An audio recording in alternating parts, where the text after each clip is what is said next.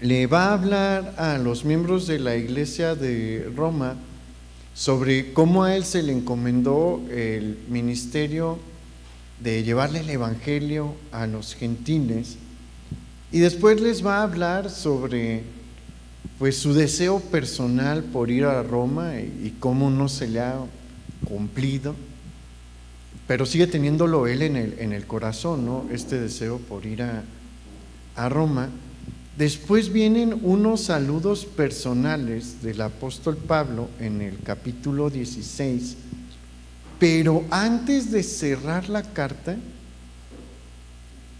Pablo le da una última advertencia a la iglesia de Roma y a nosotros también, y vale la pena que la analicemos y la estudiemos. Entonces, vamos por favor todos a Romanos capítulo 16, versículo 17.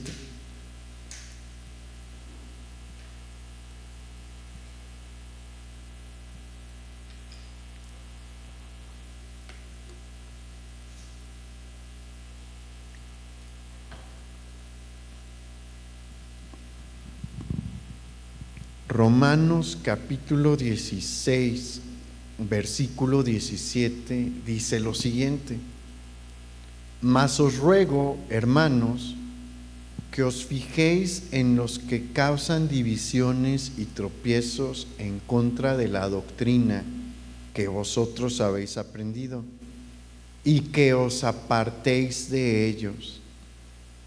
Y aquí, en este versículo que acabamos de leer, Pablo está llamando a los miembros de la iglesia a ser celosos de la doctrina que han recibido y a vigilar que entre los miembros de la iglesia se conserve y se guarde esta doctrina, con el objeto de ¿qué?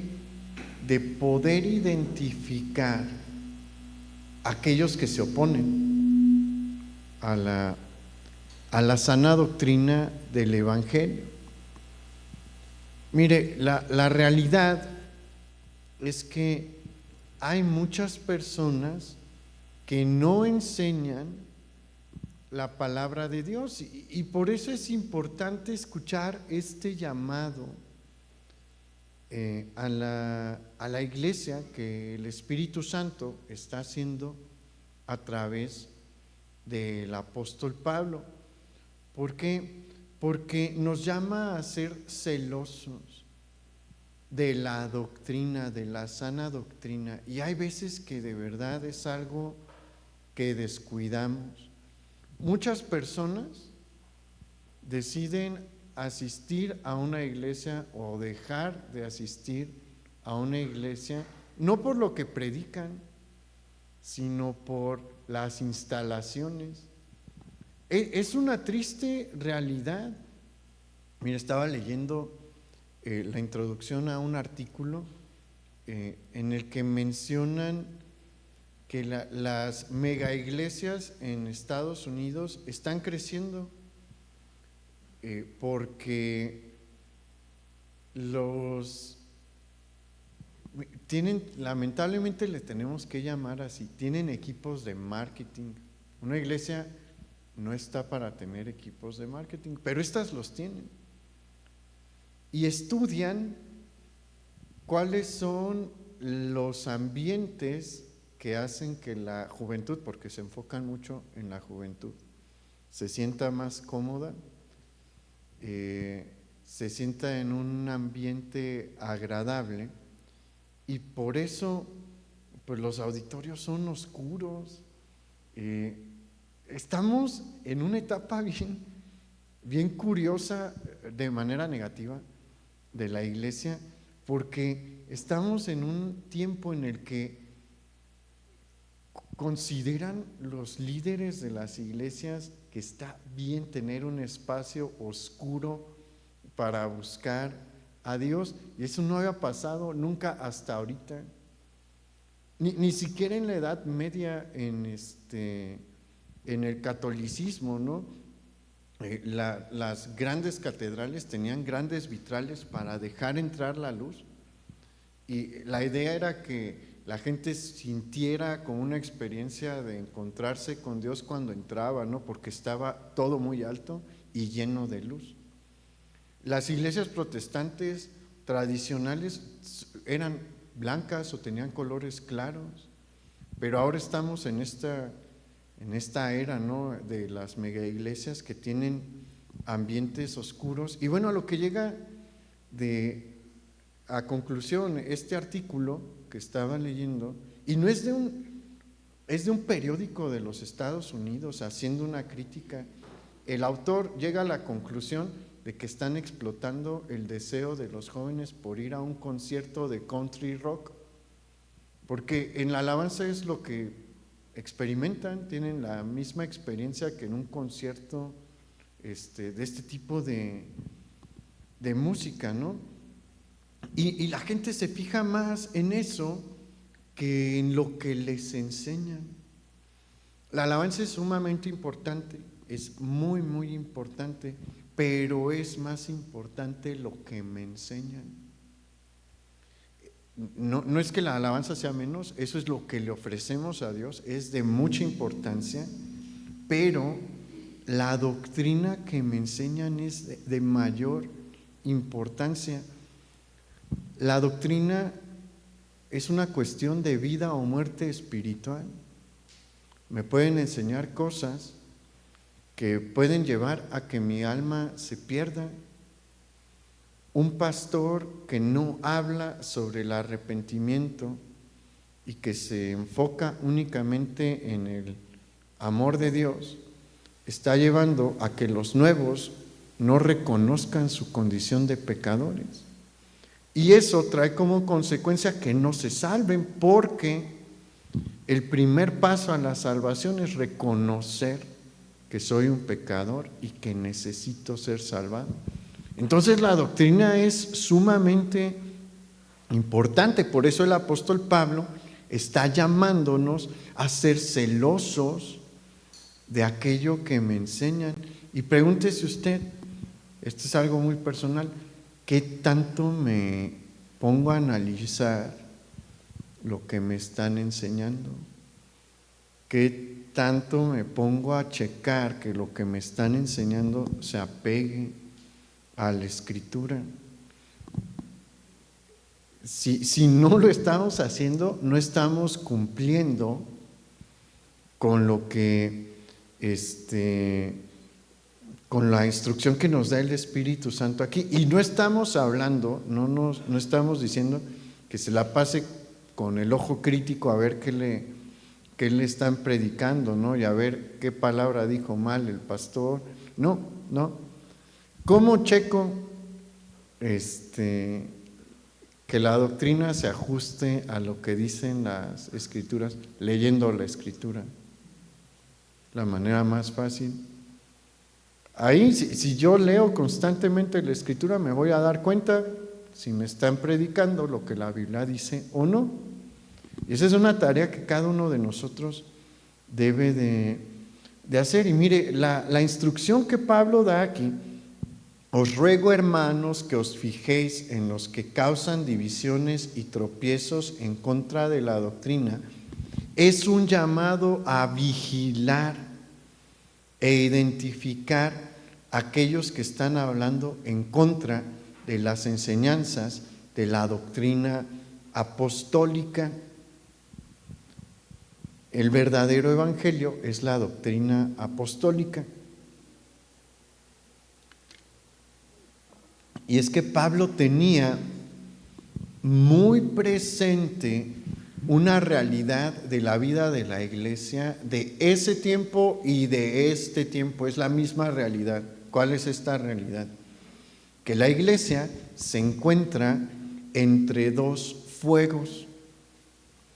Por un lado, la iglesia tiene enemigos externos, los cuales atacan de manera abierta e incesante las enseñanzas de la Biblia.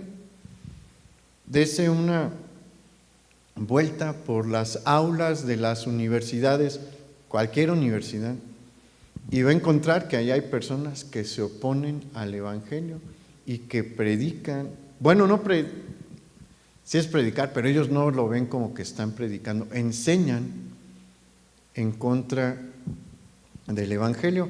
Vea lo que ponen enfrente de nosotros en los medios de comunicación. Los escritores de los programas de televisión que vemos y muchos conductores de los programas de televisión enseñan cosas que van en contra de lo que sostiene la doctrina apostólica. Las agendas de los políticos son iguales, en su gran mayoría van en contra de lo que predica el Evangelio apostólico. Estos son los enemigos externos que siempre los ha habido y los va a seguir habiendo, pero Pablo también sabe que hay enemigos internos también. Hay enemigos de la iglesia que operan de manera oculta y sigilosa dentro de las filas de la iglesia y hacen muchísimo daño. A veces hacen más daño que los que son enemigos de afuera.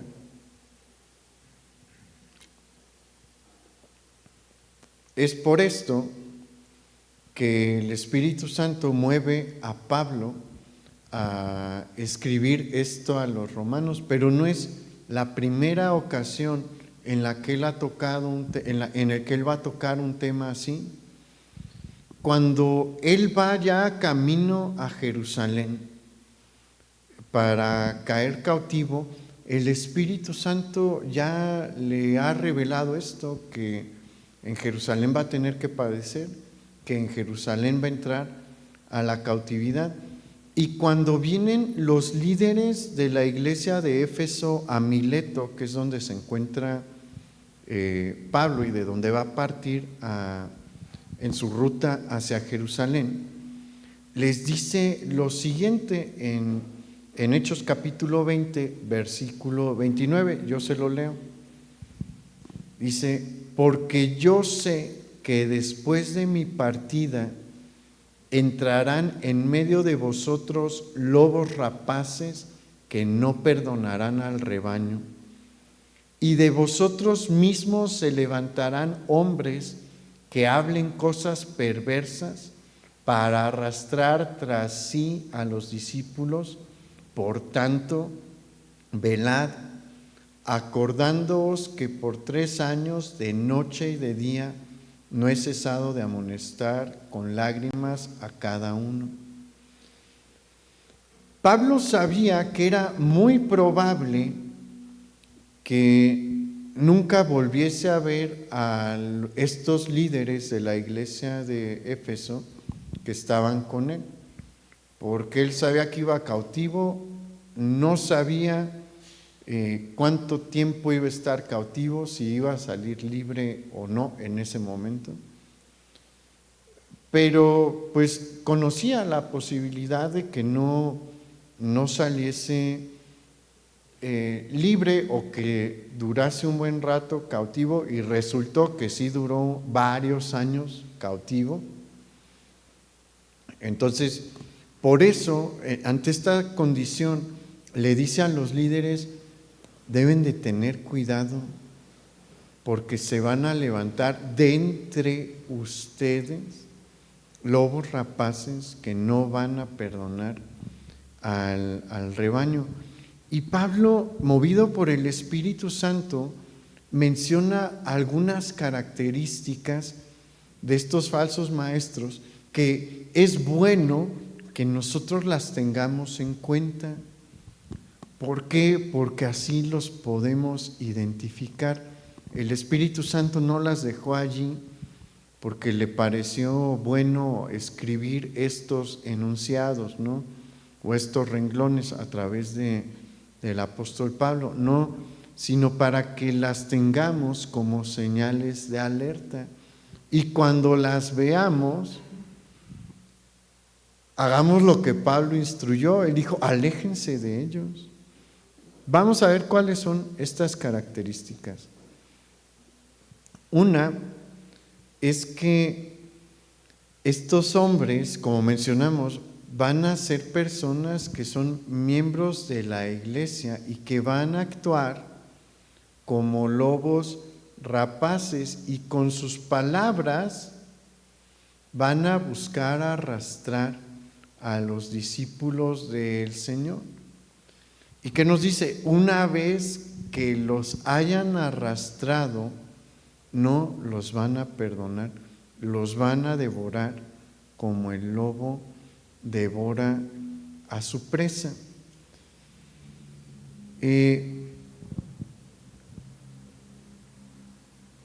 Algo que sí es importante señalar aquí, ya lo hemos empezado a abordar, es que este es un mensaje dado a líderes.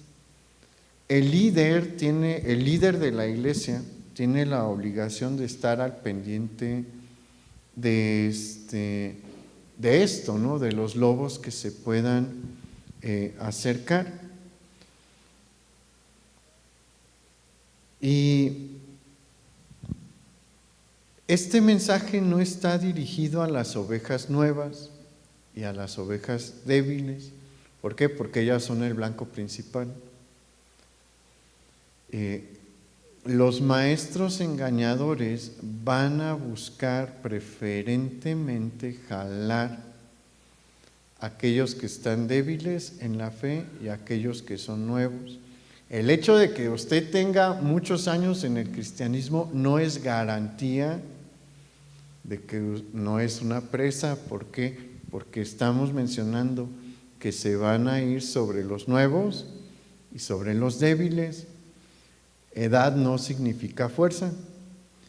Si usted no lee las Escrituras regularmente, porque hay algunos que pueden decir, no, pues sí las leo una vez al mes. Eso no es suficiente, ¿no? Regularmente, todos los días. Usted es una presa fácil. Es una presa fácil, la verdad, para los falsos maestros. A mí me sorprende, aunque usted me vea joven, pues sí estoy algo joven, pero llevo toda mi vida en el cristianismo. Y conocí y conozco a personas que eran adultos cuando yo era niño y adolescente y que están en iglesias donde enseñan cada barbaridad. Y yo honestamente es una pregunta que sí ¿cómo están ahí? Y llevan años, décadas en el cristianismo y están ahí. Bueno, ¿cómo los jalaron? No le prestaban atención. Y hasta la fecha mi conclusión es que no le prestan atención a las Escrituras, no conocen lo que dicen las Escrituras, porque mire, hay muchas falsas enseñanzas que son bien fáciles de identificar. Tristemente, muchas iglesias cristianas pues están aprobando las relaciones homosexuales. Y en la sección que uno quiera ver, Antiguo o Nuevo Testamento, hay prohibiciones explícitas, bien claras, contra la homosexualidad y el lesbianismo y todas las desviaciones sexuales. No se ocupa mucho. Aquel que haya leído el Pentateuco lo puede identificar rápido. Aquel que haya leído la carta a los romanos, rápido. No tiene que pasar del primer capítulo para entenderlo. Pero, pues al parecer no los han leído o de pasada, y muy de pasada, porque, no, es bien claro el apóstol Pablo en Romanos, es bien claro Moisés en la ley. Bueno, Dios a través de Moisés. Entonces, estos lobos rapaces se van a ir sobre el joven y sobre el débil. el pastor y los líderes que tienen como responsabilidad identificarlos y tratar con ellos y obviamente predicar. La predicación sí es útil, pero no es lo único con lo que nos debemos de quedar. Por ejemplo, aquí en este mensaje se está exponiendo, ¿no?, este tipo de deficiencias, pero no es suficiente. Mire, cuando usted trate con alguno de estos falsos maestros y le dice, es que mi pastor dice esto, su argumento no tiene la misma fuerza que si usted dice, es que Romanos 1 dice esto. Es otra cosa. Es que en la ley de Moisés se menciona esto. Es otra cosa el tipo de argumento. Por eso usted tiene que leer más. Tiene que echarle más ganas a la lectura de la Biblia. Y en la parte final de este versículo 17 de Romanos 16, Pablo instruye sobre lo que se debe de hacer una vez que se identificó aquellos que se oponen a la doctrina apostólica. ¿Y qué es lo que nos dice? Nos dice que se les debe de separar de la iglesia. Esa es la instrucción, ¿no? Dice que os apartéis de ellos, pero no es como que hagamos un espacio exclusivo en la iglesia para que ellos se sienten ahí. No, refiere a sacarlos de la iglesia. Y hay quienes podrían decir que esta es una medida muy drástica, pero no lo es. Y vamos a explicar por qué no es una medida drástica, es la medida adecuada, es la medida que se debe de acatar. Y lo primero que debemos de tomar en cuenta es que estas personas, estos que surgen como lobos en medio del rebaño, no son nuevos en la iglesia, son opositores de la doctrina apostólica, son opositores del mensaje del evangelio que ya han escuchado. Es muy rara la ocasión, yo no recuerdo algún momento en el que alguien se haya metido y haya empezado a gritarle al pastor directo, nuevo, ¿no?, completamente nuevo, a gritarle en media predicación al pastor. En las iglesias donde yo he llegado a estar, nunca me ha tocado verlo. Una vez vi un video en el que sí pasó. ¿Y qué cree que hicieron los servidores? Amablemente fueron con la persona y le dijeron, salga por favor del auditorio, porque eso es lo que se tiene que hacer.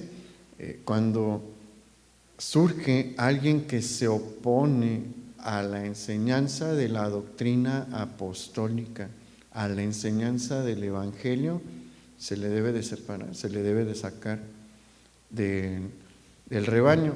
¿O usted qué cree? En la vida natural, ¿será responsable para el pastor, si ve a un lobo, decirle, bueno, voy a limitarlo a que se quede en esa esquina de allá, del corral? No, ¿verdad? Porque ¿qué va a hacer el lobo? El lobo va a atacar por su instinto, y si tiene hambre no se va a restringir. Entonces, por eso es que se nos menciona que se debe de sacar, se debe de separar del rebaño. Hay otra cosa, y es que estas personas no están abiertas a tener una discusión honesta, porque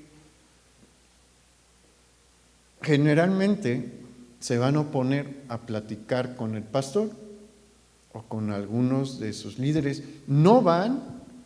Este tipo de personas no van con el pastor a decirle, pues, pastor, yo tengo estas dudas, yo pienso esto, yo creo esto, quisiera ver si estoy en lo correcto o no, instrúyame. No. ¿Qué hacen estos maestros?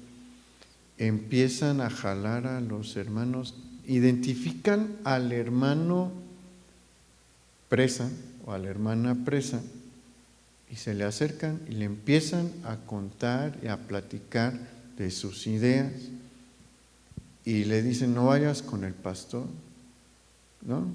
Ahí los empiezan a tratar y los empiezan a jalar. Y ahorita vamos a ver más características de estas personas, pero si no tiene cuidado, de verdad, si usted no está estudiando las Escrituras, es presa fácil este tipo de maestros.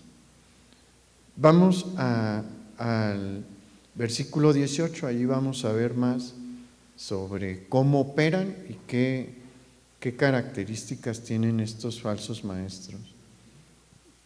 Versículo 18, ahí en Romanos 16.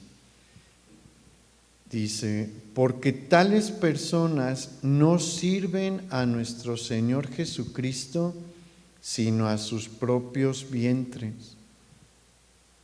Y con suaves palabras y lisonjas engañan los corazones de los ingenuos. ¿Cuáles son? Aquí tenemos dos características que debemos de identificar. Cuando vemos este tipo de conductas, debe de ser un foco rojo para nosotros. Y lo primero que nos menciona Pablo es que estos maestros no sirven al Señor Jesús, sino a sus propios vientres. Hay que entender a qué se refiere esta expresión, sus propios vientres. Refiere a sus deseos y a sus pasiones personales.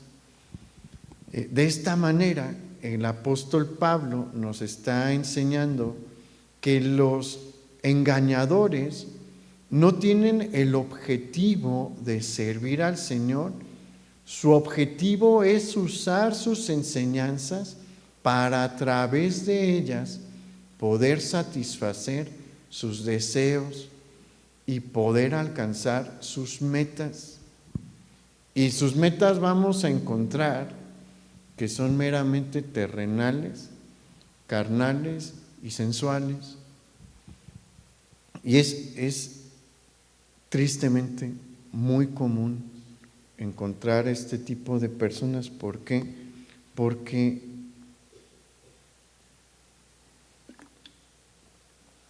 en un punto en el siglo XX, supongo que fue, nunca me he puesto a investigar bien en qué momento del siglo XX fue, pero seguramente fue después de la segunda mitad del siglo XX, ya en las partes finales, varias personas empezaron a ver al ministerio como un medio para hacerse famosos y para enriquecerse.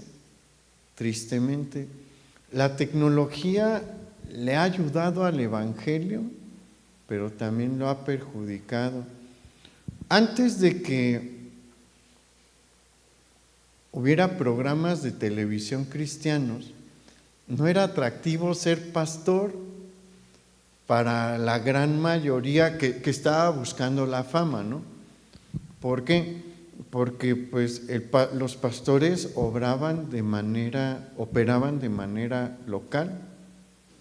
Tener un programa de radio era sumamente difícil, sí llegaba a ver, pero pues no es lo mismo a cuando ya te ven, ¿no? Y en Estados Unidos empezó a haber algunos predicadores que utilizaron la televisión para llevar el mensaje del Evangelio. Algunos lo hicieron bien y otros no, pero todos se volvieron famosos. ¿Por qué? Porque a través de la televisión alcanzaban a miles, después decenas de miles y después millones de personas. Y varios jóvenes seguramente se dijeron a sí mismos: probablemente no la voy a hacer en el mundo de la farándula, pero aquí está la respuesta. Quiero ser famoso, me voy a hacer pastor. Y en la actualidad hay grupos, entre comillas, cristianos, en los que ese es su interés y su motivación, y la motivación de los jóvenes: alcanzar la fama a través del pastorado, porque pues las redes sociales pueden difundir tu imagen, YouTube lo puede hacer, y vean cómo ha cambiado la imagen del pastor. Si usted, bueno, yo no sé cuántos años tiene usted en el cristianismo, pero hace 30 años, pastor que no iba con corbata a predicar, no predicaba los domingos, por lo menos. Había que ir y no le digo nada más los que tenían dinero. Un pastor de escasos recursos también veía cómo le hacía para conseguir su corbata y predicar vestido formal. Vea cómo son los pastores de las mega iglesias, cómo se visten. Yo traigo tenis por lo de mi pie, no creo que no creo que ando en esa cosa. Todavía no puedo usar zapatos duros. Pero vea el cambio que ha habido. ¿Por qué cree? ¿Usted cree que es bueno, es que es por la moda? O sea, hacen un estudio de qué es lo más atractivo visualmente. Como le dije, tienen asesores de imagen, tienen equipos de marketing, y dicen: si tú estás vestido formal, no vas a atraer a ciertos sectores de la población que te interesan, entonces vístete así. Véanlos, parecen estrellas de la farándula, se visten así. ¿Por qué? Porque lo que están buscando es alcanzar sus propios intereses. Están buscando alcanzar sus metas personales, no servir a Dios. Un pastor que le empiece a hablar sobre cuánto Dios le ha bendecido materialmente, le está dando este foco rojo. Un pastor que presume sus carros, que presuma la marca de su ropa y demás, es un foco rojo. ¿Está mal que el pastor se vista bien? No, si Dios lo bendice de alguna manera con eso, está bien. Otra cosa es exhibirlo y decir: es que Dios me bendijo con tal carro, con este saco que vale tanto y esta corbata que vale tanto. Eso ya es una mala indicación, es una mala señal. Y la cosa se puede poner peor. Vea, Juan, ¿se acuerda de la tragedia de Waco, Texas? Fue una cosa horrible. ¿Sabe que el líder de esta comunidad les decía, porque atraía parejas, y una vez que la pareja entraba a la comunidad, les decía: aquí el único que puede tener relaciones sexuales con las mujeres soy yo. Sigue siendo tu esposa, pero pues yo soy el que la embaraza. Y embarazó un montón de la comunidad, que estaba en cierta forma buscando satisfacer sus deseos sensuales. Por eso hablamos, o sea, cuando menciona sus propios vientres, en el mundo antiguo se creía que todos los impulsos carnales se concentraban en la zona del abdomen, en la zona del vientre. Entonces nos está diciendo que ellos van a buscar satisfacer sus deseos viscerales, ¿no?, a través de sus falsas enseñanzas. Segunda característica, y préstele atención a esta segunda característica.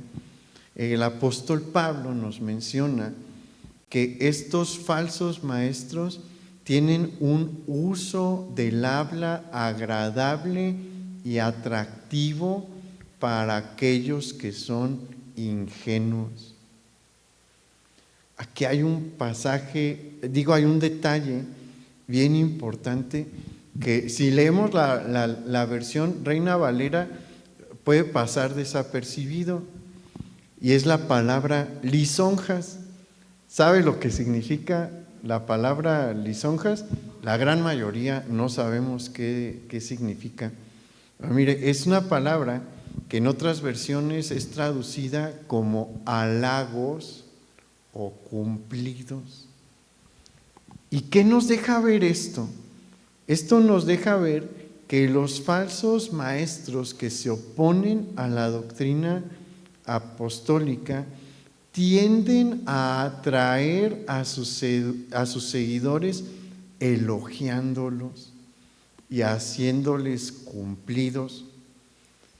Con estos elogios y con estos cumplidos, ellos buscan inflar su ego y así hacer que caigan en sus manos.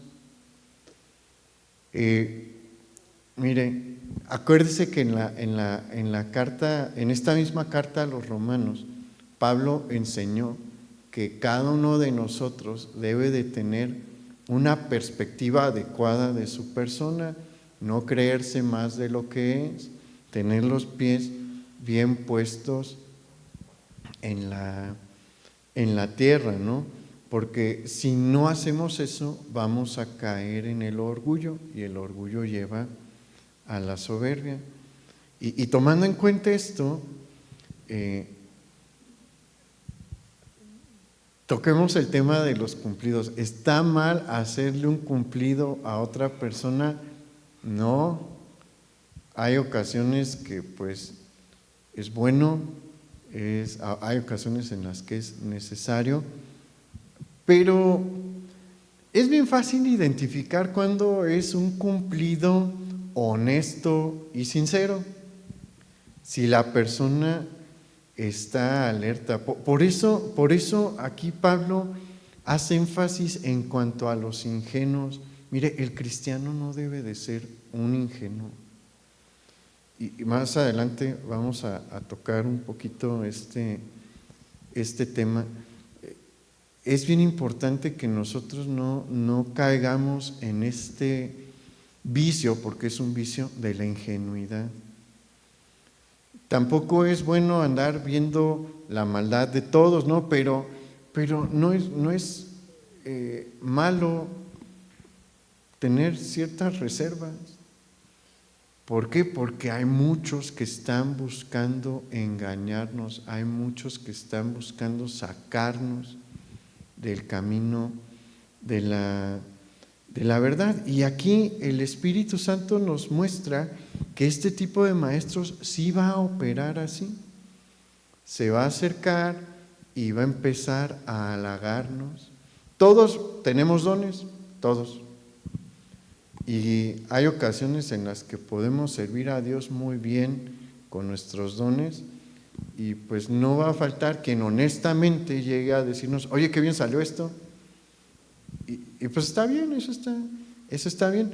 Pero cuando se está haciendo de una manera constante y de una manera poco realista, hay algo que debe de empezar a llamarnos la atención. Por eso es bien importante seguir la instrucción de Pablo, de no tener una estima mayor a la nuestra, porque mire, si no tenemos esa situación en la que estamos pues con los pies bien puestos en la tierra, nos empezamos a creer los halagos. Eso es lo que ellos quieren hacer. Ellos quieren halagar a las personas para levantar su ego y después decirles o hacerles entender que solamente ellos ven el potencial que ellos tienen, que el liderazgo está desperdiciando sus dones, pero Él sí los puede ver.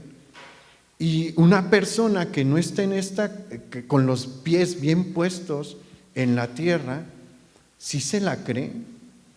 Y es de la manera en la que tantos lobos rapaces llevan a las personas cautivas, porque se creen esta mentira: Él es el único que ve el potencial en mí. Esa es de las cosas más peligrosas que una persona puede creerse, ¿no? Porque ahí se empieza a generar una relación de dependencia. Y el lobo rapaz es un depredador cuando sabe que logró esto en su seguidor, sabe que lo tiene cautivo para siempre. Y por eso es que, mira, vean las atrocidades que han hecho los de la luz del mundo. A veces uno dice, ¿cómo les creen tanto? Bueno, es que agarran a personas vulnerables y los atraen de esta manera hasta hacerlos dependientes. ¿Cómo es que por ejemplo, los de Waco, Texas, que acabaron así? Porque tenían esta relación de dependencia del líder, y una de sus estrategias más efectivas es esto: halagarlos para hacerlos creer que nadie más ve lo especiales que son más que ellos. Entonces, miren lo que el Espíritu Santo está haciendo, nos está dando señales de alerta para nosotros no caer.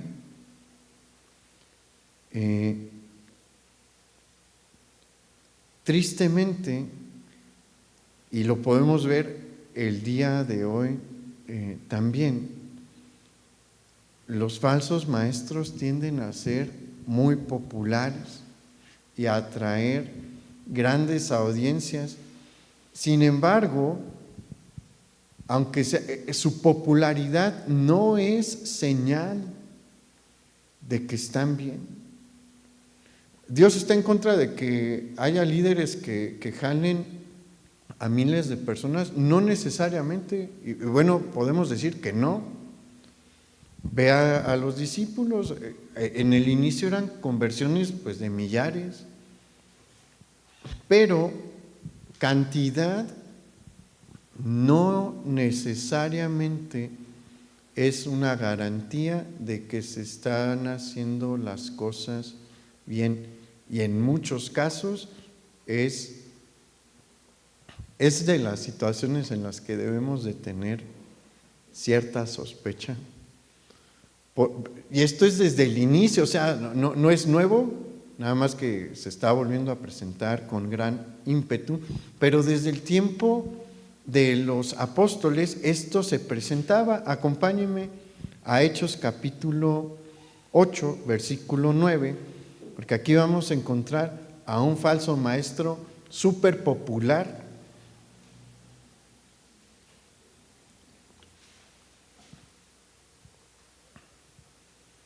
Hechos capítulo 8, versículo 9, nos narra la historia de Simón el mago. Y comienza diciendo: pero había un hombre llamado Simón, que antes ejercía la magia en aquella ciudad, y había engañado a la gente de Samaria, haciéndose pasar por algún grande. A este oían atentamente, ¿cuántos dice ahí? Todos, desde el más pequeño hasta el más grande, diciendo: este es el gran poder de Dios. Y le estaban atentos porque con sus artes mágicas les había engañado por mucho tiempo. Y aquí hay varias cosas bien importantes a resaltar.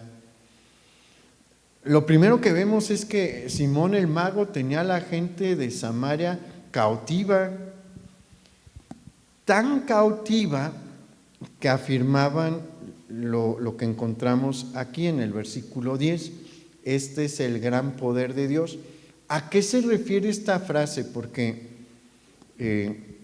podría no ser muy claro a qué se está haciendo a qué se referían cuando decían esta frase.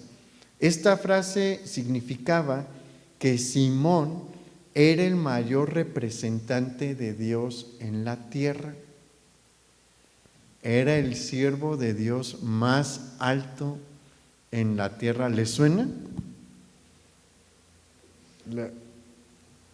¿Qué es lo que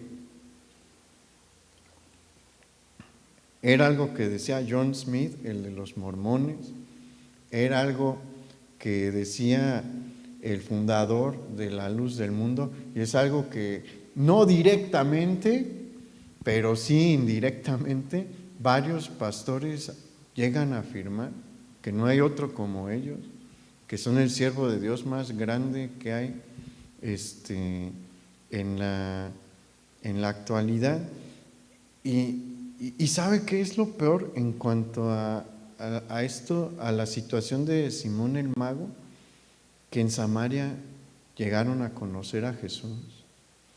Jesús pasó varias veces por Samaria, predicó varias veces en Samaria, y Samaria es el vecino de la frontera sur de Galilea, que es en donde Jesús tuvo su ministerio más largo, ¿no? El ministerio Galileo, y donde realizó la mayor cantidad de sus milagros, de manera que las historias de sus milagros llegaban rápido a la región de Samaria, y a pesar de eso, los samaritanos decían esto de Simón el mago. Entonces, con esto podemos ver lo fácil que es que una persona sea engañada por un falso maestro. Vamos al versículo 19 ahí en Romanos 16. Pablo continúa diciendo: porque vuestra obediencia ha venido a ser notoria a todos, así que me gozo de vosotros, pero quiero que seáis sabios para el bien e ingenuos para el mal. Vamos a ver qué significan estas dos últimas expresiones. ¿Qué significa esto de ser sabios para el bien e ingenuos para el mal? La frase sabios para el bien implica la voluntad de Dios para con sus hijos, en la que se muestra su deseo porque nosotros, sus hijos, utilicemos todos nuestros recursos intelectuales, físicos y materiales para hacer el bien. Dios quiere que nos esforcemos por hacer el bien, que usemos todo lo que tenemos y todo lo que somos por hacer el bien. Quiere que nos esforcemos en hacer el bien. ¿Y por qué hago tanto énfasis en esto a manera que parece que soy repetitivo? Porque la verdad es que no lo hacemos. Miren, los malos son más creativos para hacer el mal que la mayoría de los hijos de Dios para hacer el bien. Y es la verdad. Es la verdad. Póngase a ver, hay unos programas en la que desmenuzan el plan de ciertos criminales para robar bancos. Una vez vi uno que le llamaron el robo del siglo XX, el robo más ingenioso del siglo XX, que fue en un banco en Brasil. Impresionante la planeación que tuvieron estos ladrones. Un policía que entrevistaron dijo, pues se ganaron el dinero que se robaron, porque no mataron a nadie y robaron puros billetes viejos que se iban a destruir. Y dice, su planeación fue impresionante, se ganaron su sueldo. Vamos a algo más actual.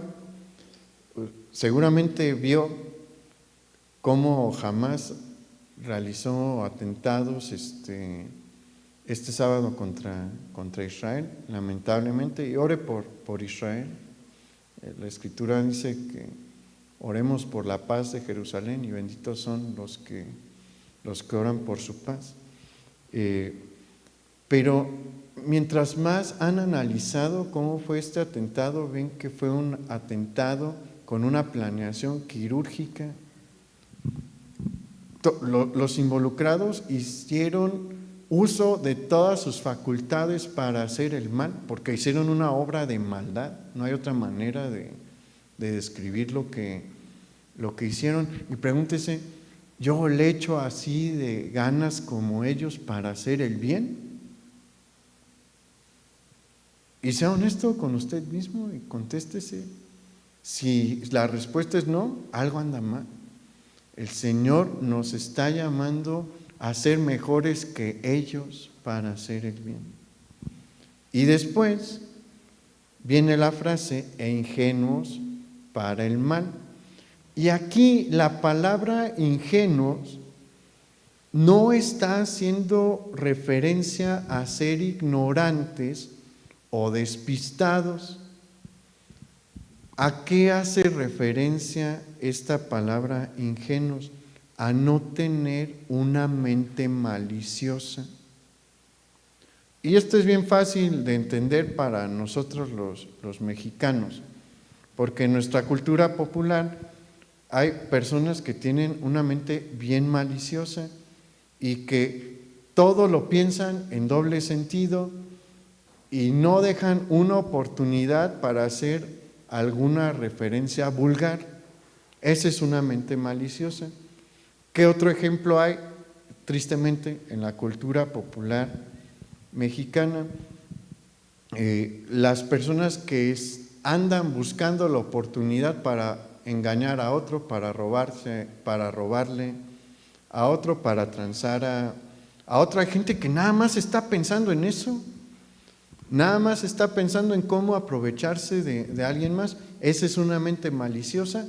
Ese es el tipo de mente que Dios quiere que no tengamos. Cuando nos está diciendo que seamos ingenuos para el mal, nos está diciendo eso. No tengan una mente maliciosa, no tengan una mente perversa.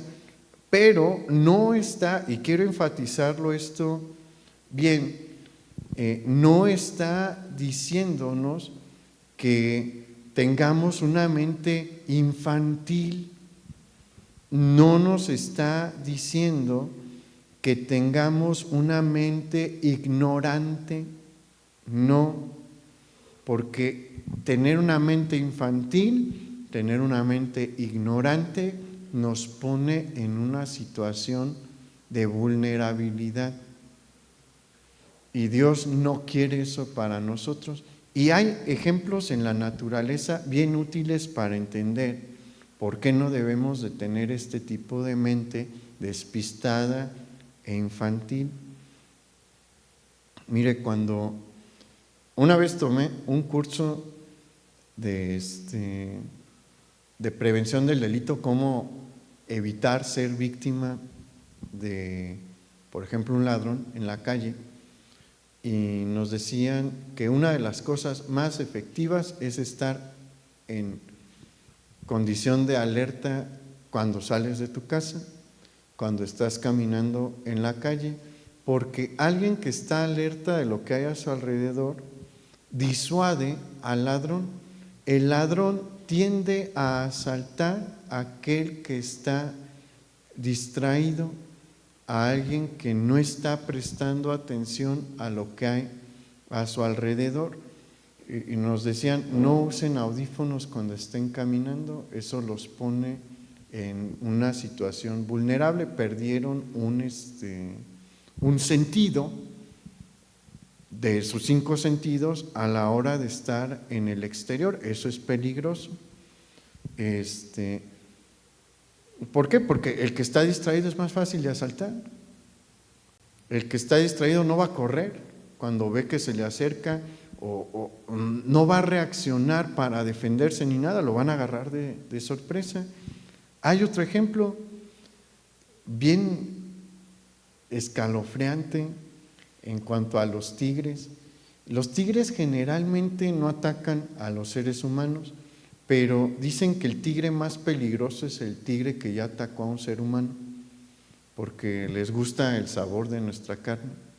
Y aparte, saben que un ser humano no corre como un venado, o sea, somos hasta cierto punto una presa fácil, pero ¿sabe cómo le gusta atacar al tigre? Por la espalda.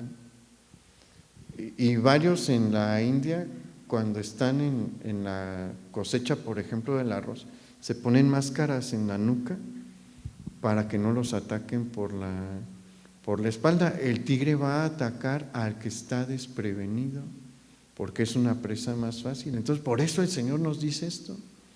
No debemos de ser ingenuos. Lo que sí no debemos de ser es personas con mente maliciosa. Y vamos a terminar con lo que dice el versículo 20. Dice: y el Dios de paz aplastará en breve a Satanás bajo vuestros pies. La gracia de nuestro Señor Jesucristo sea con vosotros. Y mire, es una manera bien bonita de Pablo de cerrar la carta, porque ¿qué es lo que está haciendo Pablo aquí? Pablo está cerrando la carta dando un mensaje profético de ánimo, porque esta frase, aplastará en breve a Satanás bajo vuestros pies, es un eco de la promesa que hizo Dios en Génesis capítulo 3, diciendo que el Mesías iba a venir a aplastar la cabeza de la serpiente, a destruir la obra de la serpiente por completo. Y vea cómo él ha estado hablando sobre estos falsos maestros y le dice a la iglesia: no se desanimen cuando se levanten falsos maestros, recuerden que va a venir el Mesías por segunda vez y él va a destruir todas las mentiras que Satanás ha construido a lo largo de milenios. Ahora, es importante entender qué significa esta palabra breve que Pablo está utilizando aquí, porque algunos, cuando ven esta palabra, llegan a creer que los primeros cristianos creían que Jesús iba a venir en unos cuantos años o en 10 años, pero no. Esta palabra breve se vuelve a utilizar en el Nuevo Testamento, en Apocalipsis capítulo 22, el último capítulo, en el versículo 20, donde el Señor dice, el que da testimonio de estas cosas dice: ciertamente vengo en breve. Y no significaba que el Señor iba a venir en 15 años o en 5 años después de la profecía de Juan dada en el Apocalipsis, sino que la palabra breve aquí en Apocalipsis capítulo 20 y aquí en Romanos capítulo 16 versículo 20 refiere al momento del fin de los tiempos, porque Jesús va a volver ¿en qué punto? Cuando todo vaya a concluir, cuando se hayan dado las condiciones para que se levante el anticristo y comience el tiempo de la gran tribulación. Entonces, ¿qué está diciendo Pablo aquí? Nos está diciendo que en el tiempo del fin, el Señor Jesús va a regresar como Rey, como el Mesías prometido y Redentor, a terminar de destruir la obra que Satanás inició en Edén. ¿La destruyó ya? Sí, como en la cruz. A través de su obra en la cruz ya no tiene poder para que todas las almas de los seres humanos se pierdan, pero falta por cumplirse la destrucción total de todo el sistema que Él ha construido y sobreedificado y que opera hoy en el mundo. Pero le está diciendo a la iglesia y nos dice a nosotros: va a seguir habiendo falsos maestros, por esto es esta última advertencia que él da en la carta, pero nos dice Jesús viene, Jesús va a regresar, y cuando regrese, todas las batallas que tuvieron contra las falsas doctrinas van a cesar también, porque Jesús las va a destruir. Todo va a colapsar cuando Él regrese en gloria. Y eso es para darnos ánimos, ¿no? Porque el Señor viene pronto. Vamos a darle un aplauso al Señor.